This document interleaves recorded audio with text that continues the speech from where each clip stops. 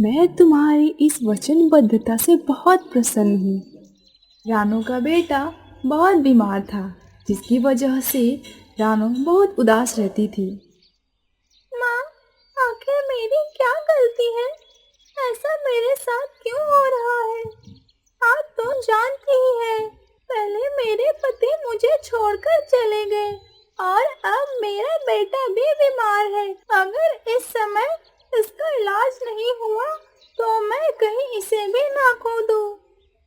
माँ, मेरे पास इतने पैसे नहीं हैं कि मैं वैद्य जी को ला सकूं। याद रखना माँ, अगर इसे कुछ हो गया तो मैं आपके चरणों में अपना प्राण त्याग दूंगी और इसकी जिम्मेदार आप ही होंगी। तभी वहाँ पर लाडो आती है। अरे रानो बहना, देखो मैं तुम्हारे लिए प्रसाद लाई हूँ, ये लो। इसे तुम भी खा लेना और अपने बेटे को भी दे देना। अरे ये तुम्हारे बेटे को क्या हुआ है? ये ऐसे क्यों सोया हुआ है? अरे क्या बताऊं लाडो बहन, अचानक ही इसे क्या हो गया है। ये उठ ही नहीं रहा है, मेरी एक भी बात नहीं सुनता है। वैद्य जी ने कहा है इसे बहुत ही गंभीर बीमारी लगी है, जल्द ही इसका इलाज नहीं हुआ तो मैं इसे खो दूंगी। मेरे पास इतने पैसे नहीं हैं कि मैं दूसरे जंगल जाकर वैद्य जी को ला सकूं। आप ही बताएं बहन, मैं क्या करूं? अरे रानो बहन, आपको जल्दी इसे डॉक्टर के पास दिखाना चाहिए, अन्यथा इसकी तबीयत और बिगड़ सकती है। अरे क्या बताऊं लाडो बहन, डॉक्टर का फीस इतना ज्यादा है कि मैं उसे दे नहीं सकती। क्या आप मेरी मदद करेंगी? रानो जी, मेरे पास इतने पैसे तो नहीं हैं, लेकिन आप मौसी के पास चले जाएं, वो आपकी मदद जरूर कर देगी। इसके बाद दोनों वहाँ से निकल पड़ती है। रानो मौसी के पास जाती है और लाडो अपने घर की तरफ। रानो मौसी के घर पहुंचकर कहती है, मौसी मौसी, मेरा बेटा बहुत बीमार है, उसके इलाज के लिए बहुत पैसे चाहिए। क्या आप मुझे पैसे दोगी? मैं आपके सारे पैसे वापस कर दूंगी। अरे रानो, तुम तो जानती ही हो मैं कितनी दयालु हूँ। अरे मेरे पास तो पैसे थे, कल ही चील आया और मैंने उसे पैसे दे दिए। अब तुम बताओ मैं तुम्हें पैसे कहाँ से दूँ? लेकिन मौसी, मुझे पैसे की बहुत जरूरत है, कृपया मेरी मदद करें। अरे देखो रानो, मेरे पास कोई पैसे नहीं है, और अगर तुम्हें पैसे चाहिए तो गुफा में तुम्हें चील के पास जाना चाहिए। हो सके वो तुम्हारी कोई मदद कर दे। ठीक है मौसी, मैं चील से ही पैसे मांग लूंगी। उसके बाद रानो चील की गुफा में जाती है। माँ जी, आपने बिल्कुल भी ठीक नहीं किया। आपने चील को पैसे नहीं दिए हैं, बल्कि चील ने आपको पैसे दिए हैं, जिसे आपने अभी तक नहीं चुकाया है। जिसकी वजह से चील ने आपको धमकी भी दिया है।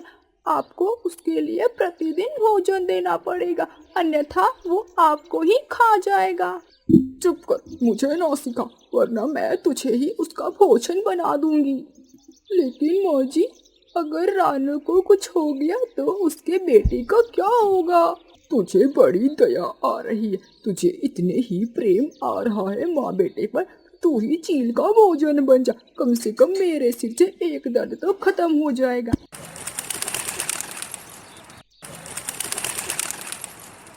इधर रानो चील के पास जाती है और कहती है, चील जी, मीनू मौसी ने कहा है जो पैसे उन्होंने आपको दिए हैं वो मुझे चाहिए।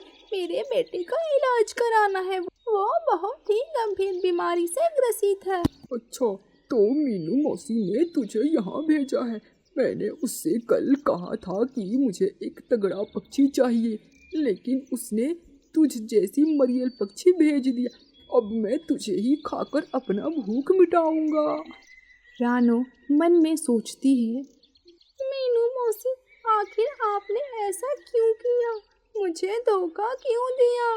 आपने ये बिल्कुल भी अच्छा नहीं किया। चील जी, मुझे आप कुछ पैसे दें ताकि मैं अपने बेटे का इलाज करा सकूं। वो गंभीर बीमारी से ग्रसित है। मैं आपको वचन देती हूँ कि वो जैसे ही ठीक हो जाएगा मैं खुद ही आपका भोजन बनने आ जाऊंगी। देखो रानो, मेरे पास कोई पैसे नहीं है, लेकिन तुम्हारे बेटे के इलाज का दवा है। तुम जंगल के आखिरी छोर में चली जाओ। वहाँ एक हरे रंग की जड़ी बूटी है। तुम उसे अपने बेटे के पास रख देना, तुम्हारा बेटा ठीक हो जाएगा। लेकिन तुम्हें अपना वचन याद रहेगा ना? यदि तुमने अपना वचन तोड़ा तो मैं तुम्हारे घर आके तुम दोनों को खा जाऊंगा।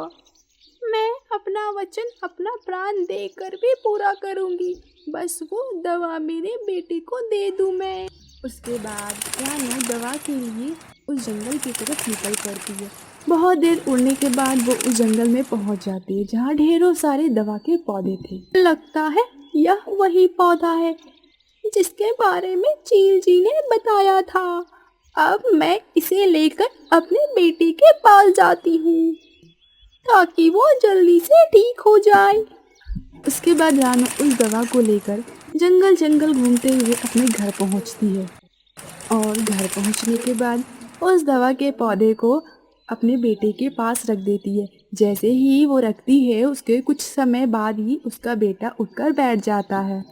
अपने बेटे को पूरी तरह से स्वस्थ देखकर रानो बहुत खुश होती है, लेकिन यह खुशी उसकी आधी हो जाती है जब उसे चील को दिए हुए वचन याद आते हैं।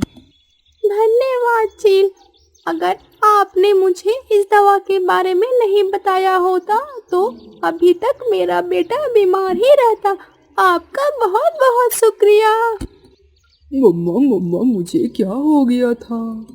कुछ भी तो नहीं मेरे बच्चे, आपको कुछ नहीं हुआ था। अब मेरी बात ध्यान से सुनो। आज के बाद से हम दोनों साथ नहीं रहेंगे। आप लाडो मौसी के साथ रहना। लेकिन मम्मा ऐसा क्यों? क्या मैं आपका बेटा नहीं हूँ?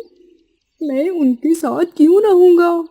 नहीं मेरे बच्चे, ऐसी बात नहीं है। मैंने किसी को वचन दिया है और मुझे वो वचन पूरे करने हैं। आप लाडो मौसी के साथ ही रहना। उसके बाद रानो अपने बेटे को छोड़कर वहाँ से चली जाती है। थोड़ी देर में वो चील के पास भी पहुँच जाती है। मैंने वापस आकर अपना दिया हुआ वचन निभाया।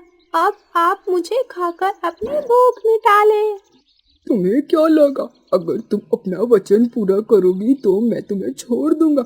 ऐसा बिल्कुल भी नहीं है। अब मरने के लिए तैयार हो जाओ।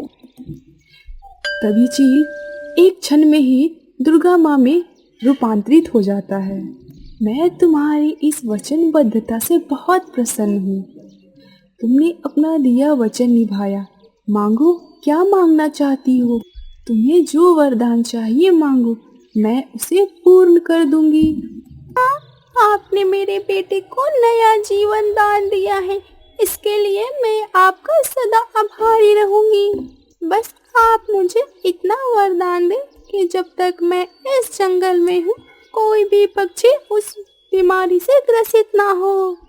मैं तुम्हें वचन देती हूँ, जब तक तुम या तुम्हारे परिवार का कोई भी सदस्य इस जंगल में है, इस जंगल का कोई भी पक्षी उस बीमारी से ग्रसित नहीं होगा।